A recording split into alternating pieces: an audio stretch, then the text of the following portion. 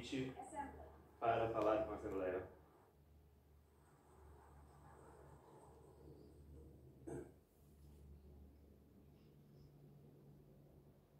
Governos, representantes dos Estados-membros aqui reunidos. Este deveria ser um momento de celebração das Nações Unidas. Criada no fim da guerra, a ONU simboliza a expressão mais elevada da aspiração pela paz e pela prosperidade. Hoje, contudo, os ideais que inspiraram seus fundadores em São Francisco estão ameaçados como nunca estiveram em toda a sua história. O multilateralismo está diante de nova encruzilhada. A autoridade desta organização está em xeque. Assistimos à consolidação de uma desordem internacional marcada por seguidas concessões à política do poder. Atentados à soberania, sanções arbitrárias e intervenções unilaterais estão se tornando regra. Existe um evidente paralelo entre a crise do multilateralismo e o enfraquecimento da democracia. O autoritarismo se fortalece quando nos omitimos frente à arbitrariedade. Quando a sociedade internacional vacila na defesa da paz, da soberania e do direito, as consequências são trágicas. Em todo o mundo, forças antidemocráticas tentam subjugar as instituições e sufocar as liberdades. Cultuam a violência, exaltam a ignorância, atuam como milícias físicas e digitais e cerceiam a imprensa. Mesmo sob ataques sem precedentes, o Brasil optou por resistir e defender sua democracia, reconquistada há 40 anos pelo seu povo, depois de 2 décadas de governos ditatoriais. Não há justificativa para as medidas unilaterais e arbitrárias contra nossas instituições e nossa economia. A agressão contra a independência do Poder Judiciário é inaceitável.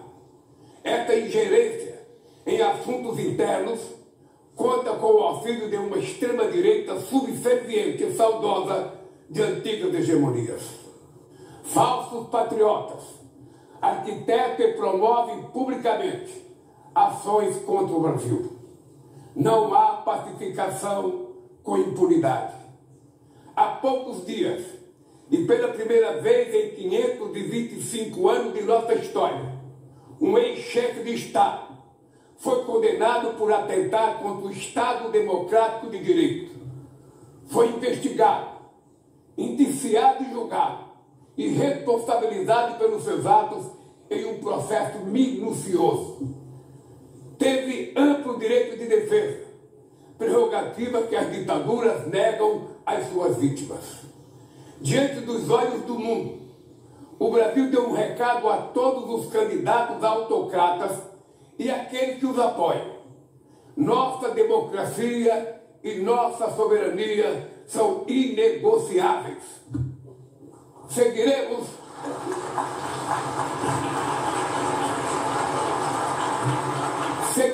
como nação independente e como povo livre de qualquer tipo de tutela. Democracias sólidas vão além do ritual eleitoral. Seu vigor pressupõe a redução das desigualdades, a garantia dos direitos mais elementares, a alimentação, a segurança, o trabalho, a moradia, a educação e a saúde. A democracia falha quando as mulheres ganham menos que os homens ou morrem pelas mãos de parceiros e familiares. Ela perde quando fecha suas portas e culpa migrantes pelas mazelas do mundo. A pobreza é tão inimiga da democracia quanto o extremismo. Por isso, foi com orgulho que recebemos da FAO a confirmação de que o Brasil voltou a sair do mapa da fome este ano de 2025.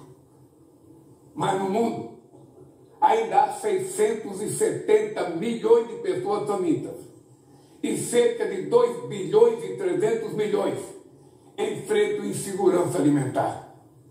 A única guerra que todos podem sair vencedores é a que travamos contra a fome e a pobreza.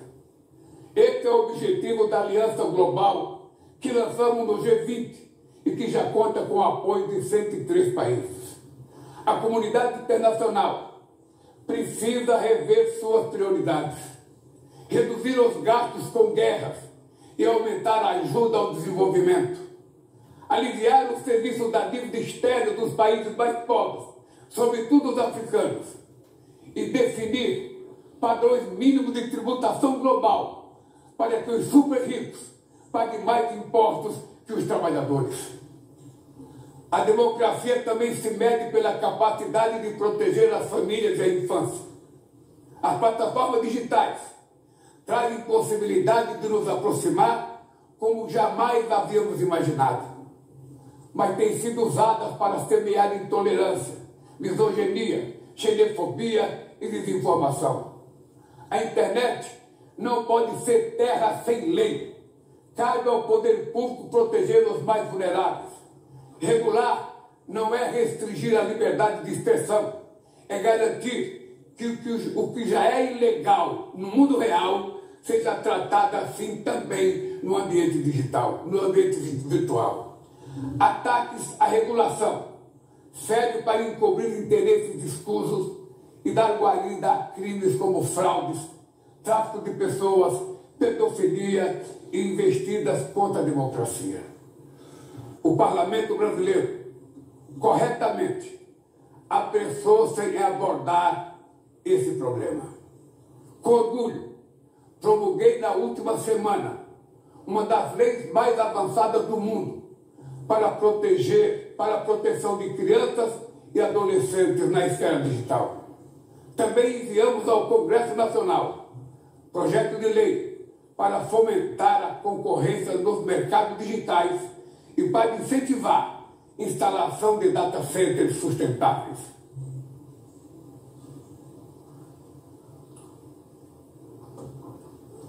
Para mitigar os riscos da inteligência artificial, apostamos na construção de uma governança multilateral em linha com o Pacto Digital Global aprovado neste plenário o ano passado. Senhoras e senhores, na América Latina e Caribe, vivemos um momento de crescente polarização e instabilidade. Manter a região como zona de paz sempre foi e é a nossa prioridade. Somos um continente livre de armas de destruição em massa, sem conflitos étnicos ou religiosos. É preocupante a equiparação entre a criminalidade e o terrorismo. A forma mais eficaz de combater o tráfico de drogas é a cooperação para reprimir a lavagem de dinheiro e limitar o comércio de armas. Usar força letal em situações que não constituem conflitos armados equivale a executar pessoas sem julgamento. Outras partes do planeta já testemunharam intervenções que causaram danos maiores do que se pretendia evitar, com graves consequências humanitárias. A via do diálogo não deve estar fechada na Venezuela. O Haiti tem direito a um futuro livre de violência e é inadmissível que Cuba seja listada como o país que patrocina o terrorismo. No conflito na Ucrânia,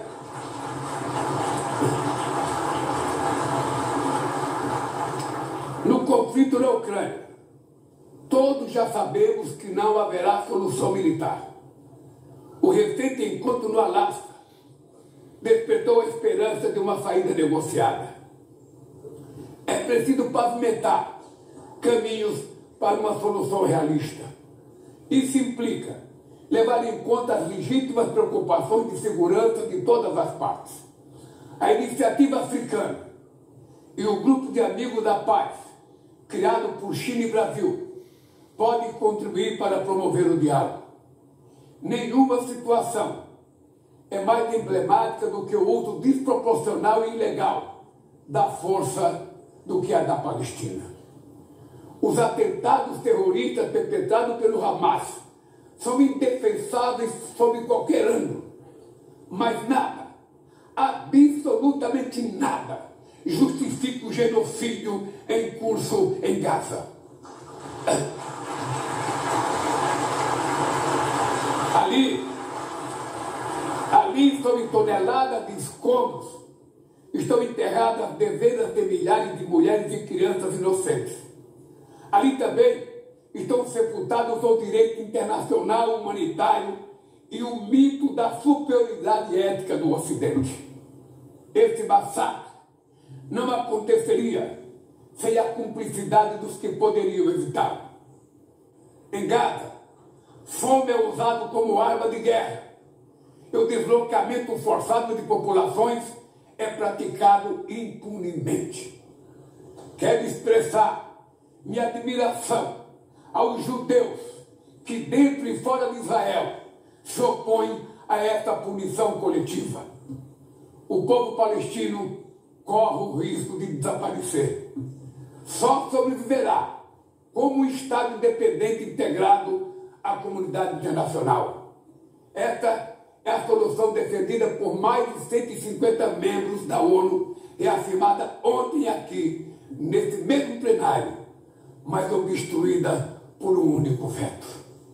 É lamentável que o presidente Mahmoud Abbas tenha sido impedido pelo país anfitrião de ocupar a bancada da Palestina nesse momento histórico.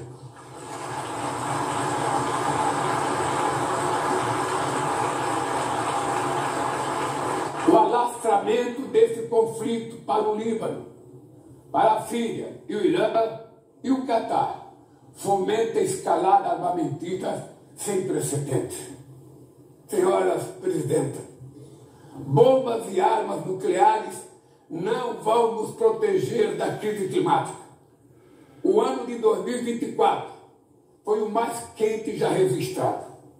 A COP30 em Belém, no Brasil, será a COP da verdade. Será o momento de os líderes mundiais provarem a seriedade de seu compromisso com o planeta. Sem ter o quadro completo das contribuições nacionalmente determinadas, a chamada NDCs, caminharemos de olhos vendados para um verdadeiro abismo. O Brasil se comprometeu a reduzir entre 59% e 67% suas emissões, abrangendo todos os gases de efeito estufa em todos os setores da economia. Nações em desenvolvimento enfrentam a mudança do clima ao mesmo tempo que lutam contra outros desafios. Enquanto isso, países ricos usufruem de padrão de vida obtido às custas de 200 anos de emissões de gases.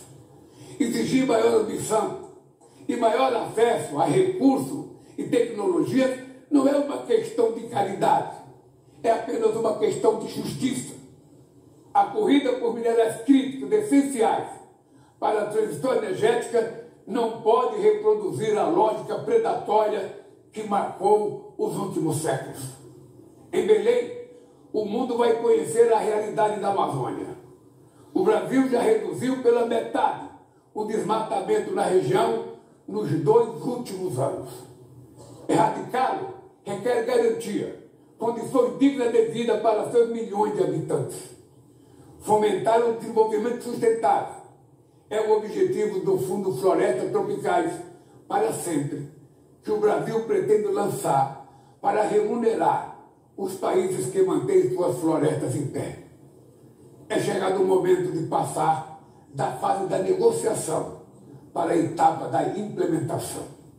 O mundo deve muito ao regime criado pela Convenção do Clima, mas é necessário trazer o combate à mudança do clima para o coração da ONU, para que ela tenha a atenção que merece.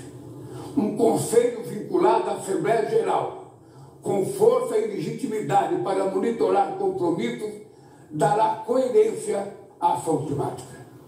Trata-se de um passo fundamental na direção de uma reforma mais abrangente da organização, que contemple também um Conselho de Segurança ampliado nas duas categorias de seus membros. Poucas áreas retrocederam tanto como o sistema multilateral de comércio.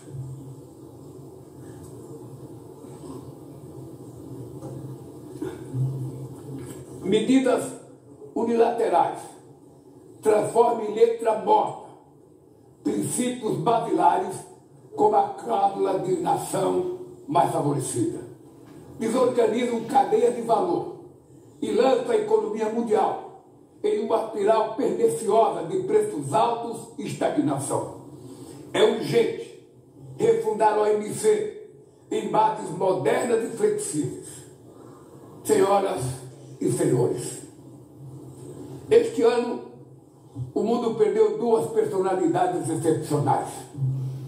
O ex-presidente do Uruguai, Pepe Mujica, e o nosso querido Papa Francisco. Ambos encarnaram como ninguém os melhores valores humanistas. Suas vidas se entrelaçaram com as 8 décadas de existência da ONU. Se ainda estivesse entre nós, provavelmente usariam esta tribuna para lembrar que o autoritarismo, a degradação ambiental e a desigualdade não são inexoráveis. Que os únicos derrotados são os que cruzam os braços resignados. Que podemos vencer os falsos profetas de oligarcas que exploram o medo e monetizam o ódio. E que o amanhã é feito de escolhas diárias e é preciso coragem de agir para transformá-lo. No futuro que o Brasil vislumbra, não há espaço para a reedição de rivalidades ideológicas ou esfera de influência. A confrontação é inevitável. Precisamos de lideranças com clareza de visão, que entendam que a ordem internacional não é um jogo de soma zero. O século XXI será cada vez mais multipolar. Para se manter pacífico, não pode deixar de ser multilateral. O Brasil confere crescente importância à União Europeia, à União Africana, à ASEAN, à CELAC, aos BRICS e ao G20. A voz do Sul global deve ser respeitada e ouvida. A ONU